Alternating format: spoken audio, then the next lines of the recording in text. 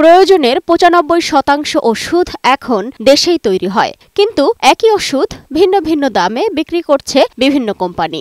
আবার একটি রোগের একই কোম্পানির একাধিক ওষুধ মেলে বাজারে, দামেও আকাশ পাতাল তফাৎ। এতে প্রতিনিয়ত বিড়ম্বনায় পড়তে হয় সাধারণ মানুষদের। রাজধানীর বিভিন্ন ফার্মেসিতে খোঁজ নিয়ে জানা যায়, গত ১.৫ বছরে প্রায় সব ধরনের ওষুধের দাম বেড়েছে। অ্যান্টিবায়োটিক থেকে শুরু করে গ্যাস্ট্রিক কিংবা ভিটামিন, সব ধরনের ওষুধেই ২ থেকে ২০ টাকা পর্যন্ত বেড়েছে। দাঁত ব্যথার ওষুধ মারভ্যান ১০০ মিলিগ্রামের এক বক্স ৪০০ টাকা থেকে বেড়ে ৭০০ টাকা বিক্রি হচ্ছে। দেশে উৎপাদিত ৩৫,০০০-এরও বেশি ওষুধের মধ্যে মাত্র ১১৭টি ওষুধের মূল্য নির্ধারণ করে ঔষধ প্রশাসন অধিদপ্তর। বাকিগুলোর দাম উৎপাদনকারী প্রতিষ্ঠানগুলোই ঠিক করে। ফলে যখন তখন বেড়ে যায় ওষুধের দাম। বাঁচতে হলে তো ওষুধ খাইতেই হবে।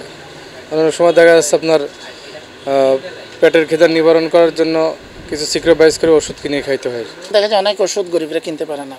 ওই ওষুধগুলো যদি কি মন চায় বা হয়তো একটু যদি সরকারিভাবে কোম্পানি যদি একটু কমাইতে বলা হয়, জনগণের উপকার মানে সবারই উপকার, এটাই হলো আমরা সবসময় আশা করি। বেঁচে থাকার জন্য তো ওষুধ কিনতেই হয়।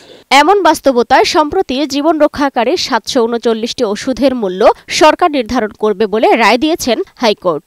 ঔষধ প্রশাসন অধিদপ্তর বলছে, সরকার যে কাঠামোর মধ্যে দাম নির্ধারণ করবে সেটি কঠোরভাবে বাস্তবায়ন করা হবে। ইন্ডাস্ট্রিও যাতে বাঁচে,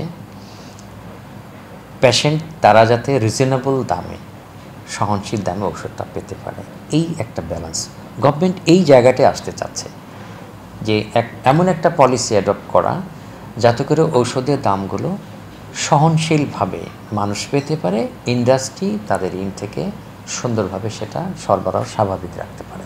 তো এই কার্যক্রম চলছে। আর কোর্টের রায়ের কপিটা আমাদের হাতে এলে আমরা সুনির্দিষ্ট বুঝতে পারবো যে আসলে এখন আমাদের কী করণীয়।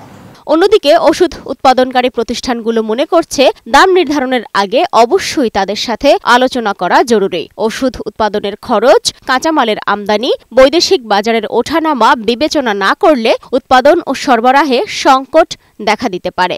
যে কোনো জিনিসকে যখন নিয়ন্ত্রণ করবেন, তখন এটা বিকল্প পথ তৈরি হবে, যে পথটা আইন বিধি সম্মত নাও হতে পারে।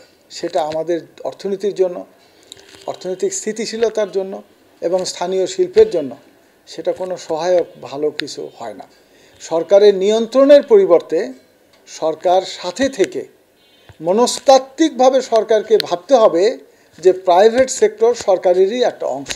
কোম্পানি ও ফার্মেসি পর্যায়ে ওষুধের দাম বৃদ্ধির লাগাম টানতে নিয়ন্ত্রক সংস্থা ঔষধ প্রশাসন অধিদপ্তরের কঠোর নজরদারি প্রয়োজন বলে মনে করছেন সংশ্লিষ্টরা। সালমা জাহান মুক্তা, বৈশাখী সংবাদ, ঢাকা।